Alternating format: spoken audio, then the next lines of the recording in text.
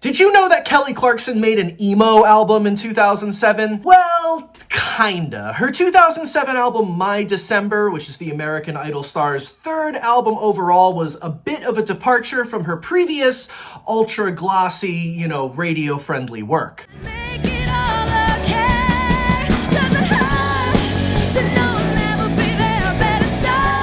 This album displayed a much darker pop rock sound, much more personal, depressing lyrics. And overall on this album, she really wanted to buck the system, follow her own gut, not use a bunch of big-time radio pop songwriters to just churn out a bunch of radio hits. She wanted to go a little darker, she wanted to go more rock, and she wanted to write about the difficulties she was facing in her life. 5 hits off the last album. Is there a lot of pressure now on this one? I think everybody else feels pressure, but I don't. I just constantly try and make stuff I'm proud of, and if it sells really well, that's awesome. If it doesn't, I'm still happy. So, but obviously you like to be successful, but this is my favorite project. I did it with some of the guys in the band, and it was just my favorite. It's a story. At the behest of her record label, there was a lot of drama between her and her record label to get this album out. Although Kelly Clarkson's latest album, My December, hasn't hit stores, it's already creating controversy, specifically with label head Clive Davis. Now, My December, obviously your third album, and I was wondering, where are you coming from on this album in general? This album is the most intimate project I've ever done. I ended up writing all of this one. Didn't plan on it, it just kind of happened. There's always resistance. Like the whole label stuff about people saying, oh, the label hated it, da-da-da. They haven't been in love, I should say, with anything I've ever done. So musically, it's not like emo, you know what I'm saying? But for Kelly Clarkson in 2007, these are the vibes that I'm getting. There is some funk and soul on it, reminiscent of her earlier work, like her first album, Thankful, that album being like super R&B. And overall, My December is, it is a mainstream-oriented pop rock album, like her 2004 mega smash iconic Breakaway album, which is probably to this day her most iconic known album. My December is noticeably less radio friendly. It's way more of just a straight up rock album than anything she had done previously. There's dark blues rock elements to it, a lot of bluesy stuff going on here, which I think is cool. And some of these songs to me sound like, like the band Flyleaf on their songs that are less heavy and less new metal.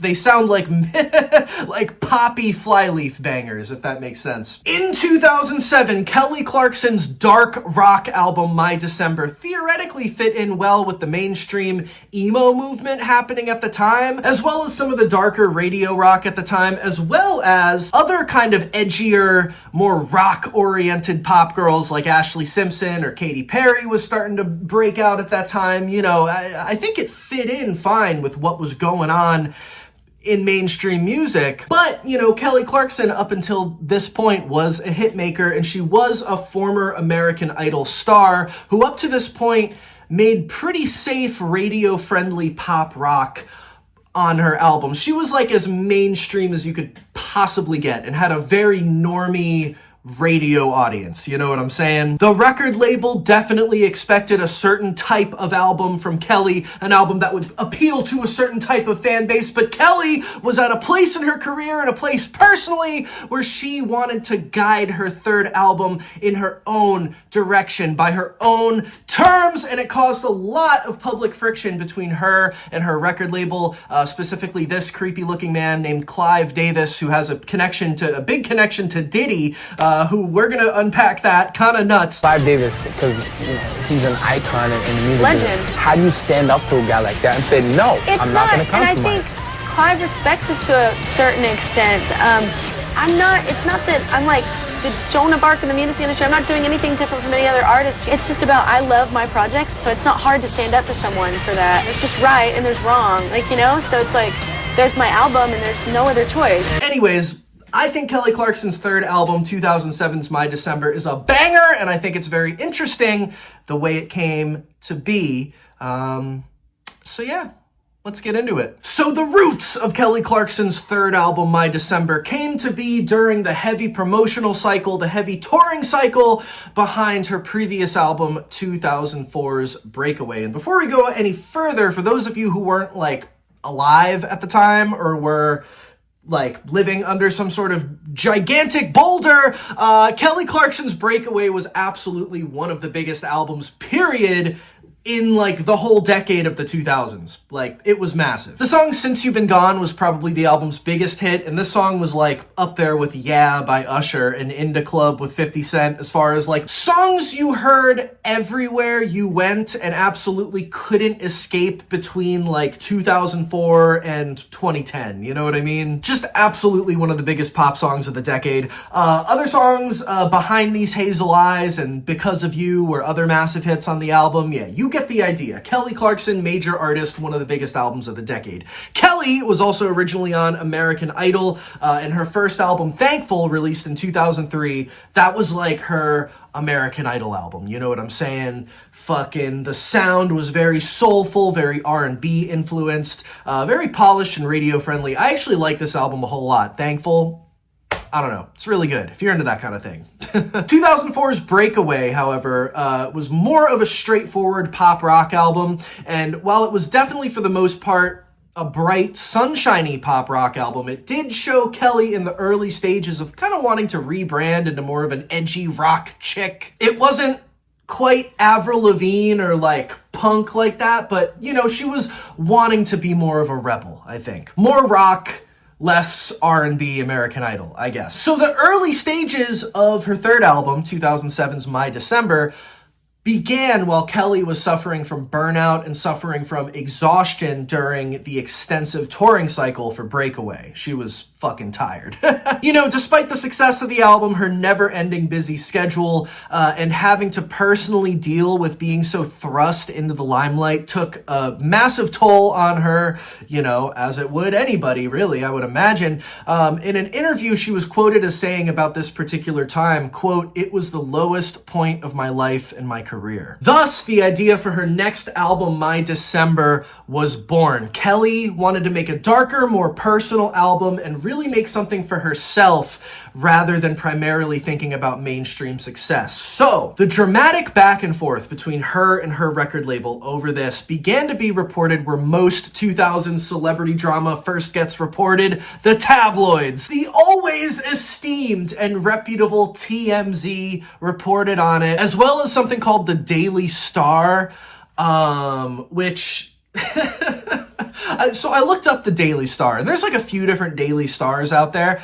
The one and the most prominent Daily Star, the one that I remember, is like one of those kind of fake newspapers that's like in the checkout aisle at the grocery store by the cashier, and it has like celebrity stuff, but it'll also have like some like UFO sighting report on like the cover or something crazy like that. So that's so this also started with the Daily Star. I don't know. This is just what happened. So TMZ and the Daily Star. I'm going to quote an article published in the summer of 2007 by AOL Music News, which explained what both publications had initially reported. So, blogs and gossip columnists erupted this week when Sony BMG chief Clive Davis allegedly scrapped Clarkson's new album, My December, after he heard the songs on it, the Daily Star reports. So, quick side note, like I was kind of getting at earlier, Clive Davis. This horrifying looking man is Clive Davis, and he's a legendary, powerful record producer, A&R executive, a record executive. He's also a lawyer. He's been in the game since the 60s. He's signed artists like, get this, like Janis Joplin, Bruce Springsteen, Santana, Billy Joel, Donovan, Aerosmith, Pink Floyd, and more. So obviously Clive Davis, very important. Music industry bigwig. So where I have been most recently hearing about Clive Davis, however, is his connection to, get this, Sean P. Diddy Combs. Yup. Apparently, Clive Davis played a pivotal, massive role in Diddy's rise. He invested like millions of dollars apparently into Diddy's record label, Bad Boy Records, when he was starting that up in the 90s. Now, why would Clive Davis give all this money, invest all this money in Diddy and give him all this support? Well, where it gets a little murky is apparently there have been rumors for years that Clive Davis and Diddy were like secret lovers in the 90s. I've been reading up on this with the Diddy trial, and there's like a rumor within that rumor that Clive Davis was basically the first guy to be like, listen, Diddy, suck my dick and I'll give you like everything. I'll give you all this money. I'll put you in a place of power if you just give me these sexual favors. And Diddy did, and thus kind of created the Diddy monster, right? The guy who would continue this cycle of sexual favors in exchange for fame, turned into, you know, sexual being filmed and, you know, use the sexual blackmail.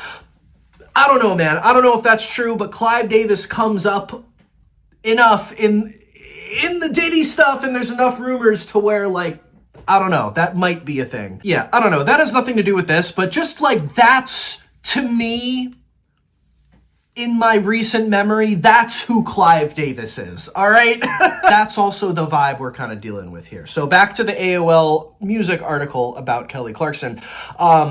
Quote, Clive Davis, allegedly tore the album to pieces and refused to release it until Clarkson re-recorded the tracks. Quote, it was an extraordinary presentation. Clive was absolutely merciless in his criticism of Kelly, a source told the Daily Star.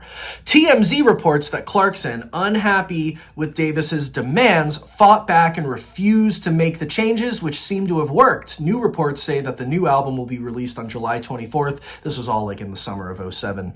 Her first single off the new album, Never Again, dropped out of the Billboard Top 10 Singles chart after spending just 1 week at number 8. So, although these implications from Clive Davis and from her record label really were just rumors after all, they were, again, reported by tabloids where you don't exactly know if it's an extremely reliable source. Despite this, however, not long after that, Kelly did a cover story for Elle magazine, where she actually fueled the fire a bit more and responded very brazenly to claims that she was unable to be a good songwriter and guide the creative process for her next album in her own vision. So in this Elle magazine cover story, which was not long after these tabloids came out, she was quoted as saying, I am a good singer, so I can't possibly be a good writer, she says, bristling at the implication.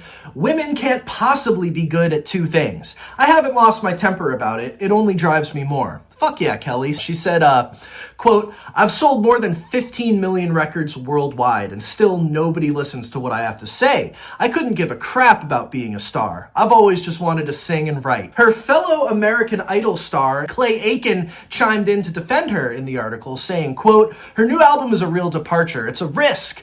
Kelly is one of those people who really knows who she is. For better or for worse, she is her own woman. So the controversy fell quiet for a bit until, freaking get this, it was reported that Kelly had canceled/postponed the upcoming tour for her new album, and she also fired her management team.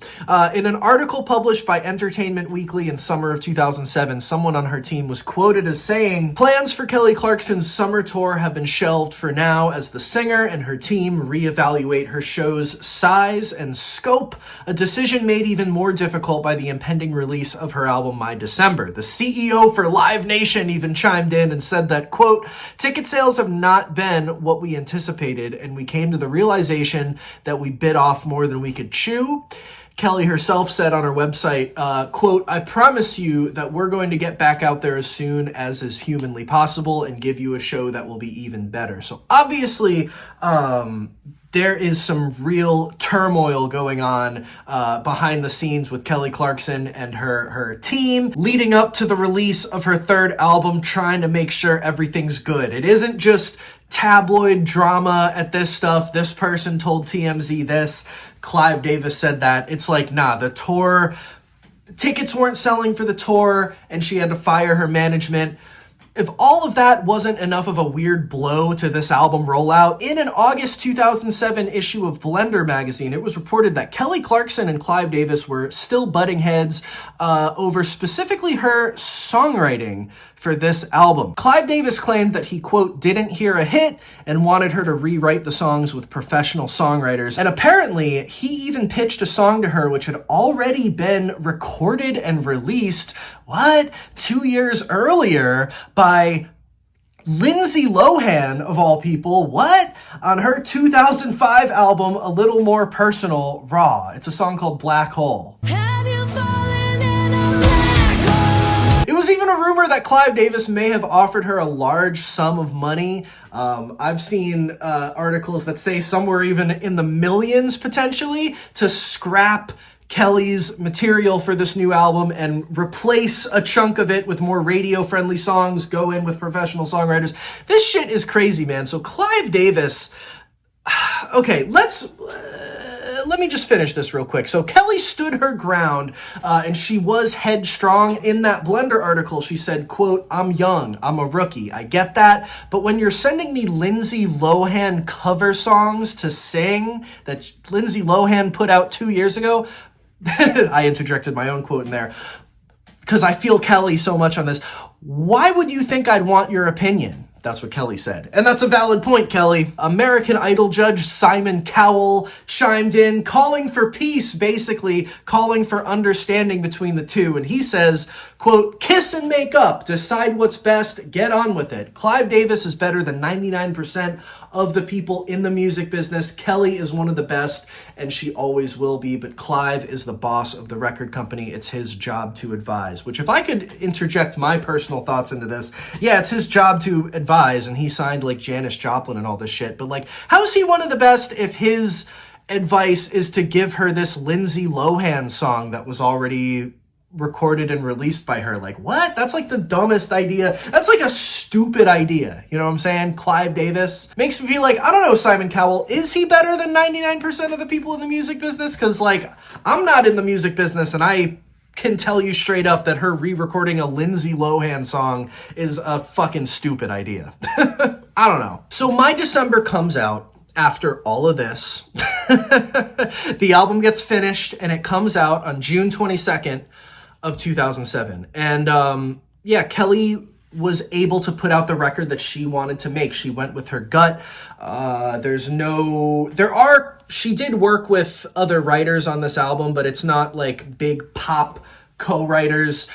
She kept it, personal, and made the album she wanted to make. It came out, and it actually sold like a shit ton of copies when it came out. It debuted at number 2 in the US with approximately 291,000 copies sold in its first week. It was number 2 behind the album Hannah Montana 2, Meet Miley Cyrus, which is pretty funny. The album went platinum by the end of the year, which is sales of 1 million copies. And the album actually got pretty decent reviews, too, from critics. No one really called it like an amazing masterpiece or anything, but it didn't get like hated on either. It didn't get critically panned. It was actually like, yeah, this is good. This is a decent album. So it sold well. It got decent reviews. I love this album. I think it's really good. I think it's a really cool Kelly Clarkson album. I think it's one of her best. And, I think just in the fact that she made the album she wanted to make, and it sold well and got decent reviews, that's a fucking win, She's already Kelly Clarkson, right? But unfortunately, what Clive Davis was right about is that this album did not have mainstream smash singles the way that Kelly had in the past. There weren't any massive hits on this album, really. There was the first single, Never Again, which I think is one of her best singles. Great song. It was released a little bit before the album came out. And like I mentioned earlier in the video, it did hit the top 10 on the Billboard Hot 100, but it fell off pretty quickly. It was the biggest single from this album, but it didn't hit heights anywhere near Since You've Been Gone or Because of You or even like Miss Independent, you know what I mean? It's not a very iconic Kelly Clarkson single outside of like Kelly Clarkson fans. The second single from this album, Sober, was put out around the same time, the same month the album came out. Based on research I've done, like music industry people at the time are basically like, okay, this second single, Sober, this is going to be like the make it or break it moment for radio hit singles on this album. If this single does well, the album will keep selling well. We'll, have potential for more radio singles from the album. And Sober ended up being her worst performing single up to that point. And it makes sense. It's a great song, but it's very somber. It's very soft. you know, it's a beautiful song, but it's not like a single. It's not a hit.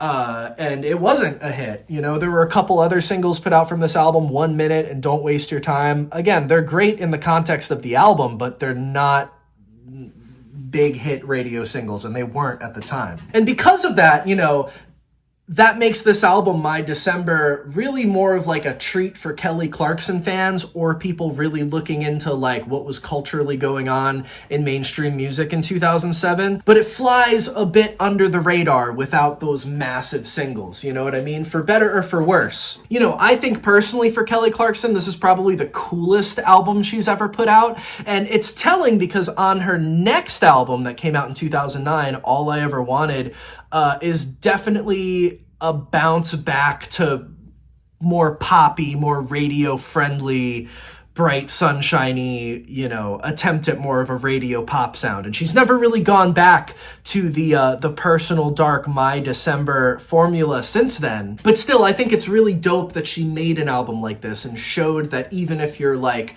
#1 top of the pops 2000s pop singer, that you can still say fuck you to a guy, you know, a legend like Clive Davis, and stand your ground and put out something that you really want to put out. So that's kind of why I wanted to highlight this album in this video and talk about this feud between her and her record label, which I found very interesting. And where I want to close this video off on is one last little spat. One last little public spat between Kelly Clarkson and Clive Davis happened in 2013 when Clive Davis, I guess, put out his autobiography, or his memoir rather, his book. I'm going to quote this article from The Hollywood Reporter here. Kelly Clarkson is striking back at music industry legend Clive Davis, who divulges the source of long-festering acrimony with the American Idol Season 1 winner in his new memoir, The Soundtrack of My Life. Kelly says, quote, "So I just heard Clive Davis is releasing a memoir and spreading false information about me and my music," she writes. "I refuse to be bullied, and I just have to clear up his memory lapses and misinformation for myself and for my fans. It feels like a violation.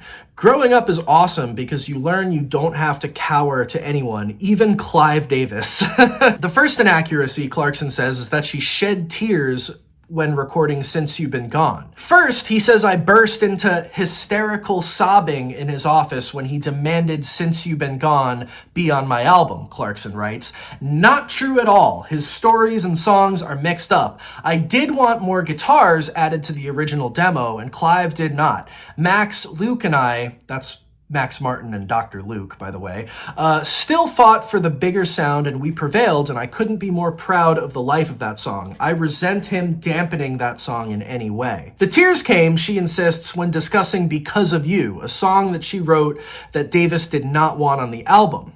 Because of You ended up being one of Clarkson's most successful singles from Breakaway. Kelly says, "I cried after I played him a song I had written about my life called Because of You. I cried because he hated it and told me verbatim that I was a shitty writer who should be grateful for the gifts that he bestows upon me," she said. "He continued on about how the song didn't rhyme and how I should just shut up and sing. This was devastating coming from a man who I, as a young girl, considered a musical hero and was so honored to work with. But I continued to fight for the song and the label relented, and it became a worldwide hit." He didn't include that in the book.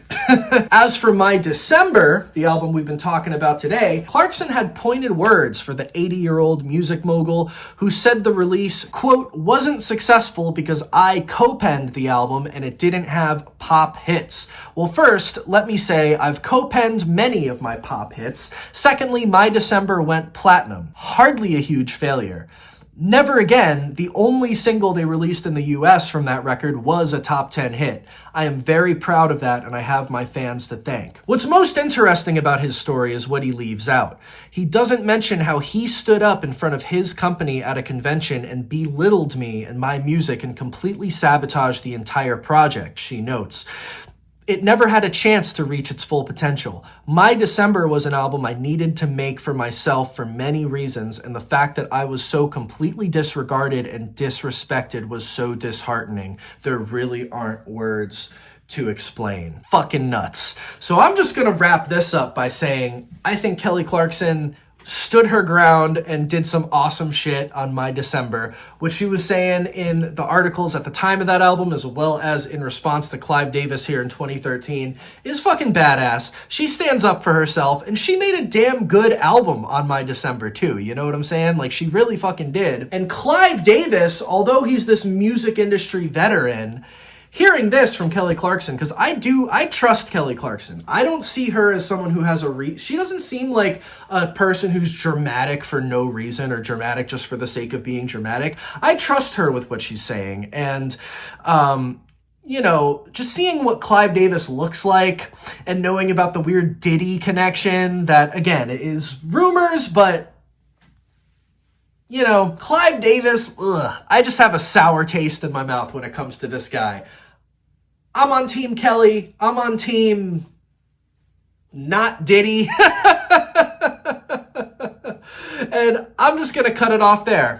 There you have it. There's the story of My December, how that came out. Clive Davis tried to fucking stand in Kelly Clarkson's way, and she stood her ground and made the dark, personal, bluesy emo rock pop album of her dreams, and it fucking went platinum in like 6 months. So suck on that, music industry. Thank you guys for watching. My name is Julian, aka the Cozy Representative. If you like this, please subscribe to the channel. I have a Patreon if you want to support the channel a little bit. Thank you to those who support the Patreon every month. If you want to follow me on Instagram for updates and like stuff, Instagram.com/the Cozy Representative. There's a link in the bio. If you want to follow me on TikTok, because I post stuff on TikTok now too, the Cozy Rep on TikTok is my name on there. There's also a link in the bio, and it's also just patreon.com/the Cozy Representative. If you want to support on there, again, there's a link in the bio, and thank you to those who support. Yeah, thank you for watching this video, and thank you for just being awesome. Hope everyone's having a good summer out there, and it's good to see you. I'll see you here again real soon on the Cozy Representative YouTube channel. Peace out, my friends. Goodbye.